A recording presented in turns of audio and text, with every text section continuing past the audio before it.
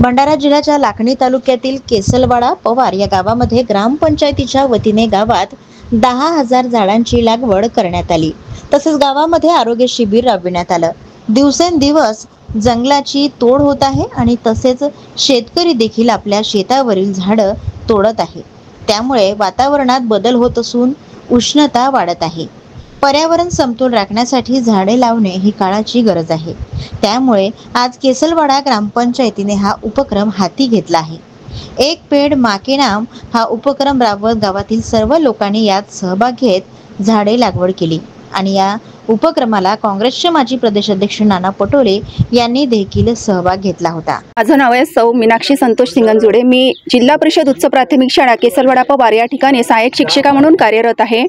आज आपण बघतो आहे की दिवसेंदिवस मानव वृक्षतोडी भरपूर प्रमाणात करत आहे आणि त्यामुळे आपल्या मानवजातीला आणि संपूर्ण सजीव सृष्टीला त्याचा फार मोठ्या प्रमाणामध्ये नुकसान होत आहे, हानी पोहोचत आहे आणि हे हानी होऊ नये आणि निसर्गाचा समतोल राहावा या दृष्टीने वृक्षारोपण करणे ही काळाची गरज आहे।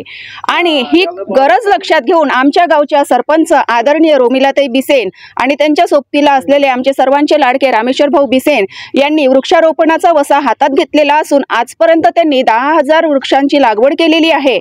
नुसती लागवडच केली नाही तर त्यांनी या वृक्षाचे संगोपन आपल्या पोटच्या पोराप्रमाणे करून आपलं गाव हरित करण्याचा संकल्प हाती घेतलेला आहे। त्यांच्या या कार्याला मी सलाम करते आणि पुढील वाटचालीसाठी हार्दिक शुभेच्छा देते। खूप खूप धन्यवाद। माझं नाव रोमिला रामेश्वर बिसेन आहे।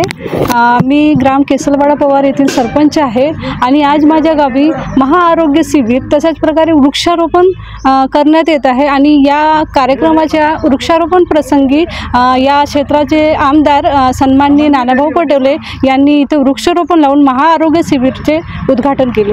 आज हवामानामध्ये खूप मोठ्या प्रमाणात बदल होत आहे, खूप गरमी वाढत आहे आणि याच्यासाठी सगळ्यात मोठा पर्याय म्हणजे वृक्षारोपण करणे आहे। आणि वृक्षारोपण करणेच नाही तर त्याचे संगोपन करणे आणि त्याला वाढवणे हेही महत्त्वाचे आहे। आणि हे करण्यासाठी आम्ही माझ्या गावामध्ये जेव्हापासून निवडून आले तेव्हापासून आम्ही 10,000 वृक्षारोपण लावलेले आहेत आणि ते वाढवले सुद्धा आहे।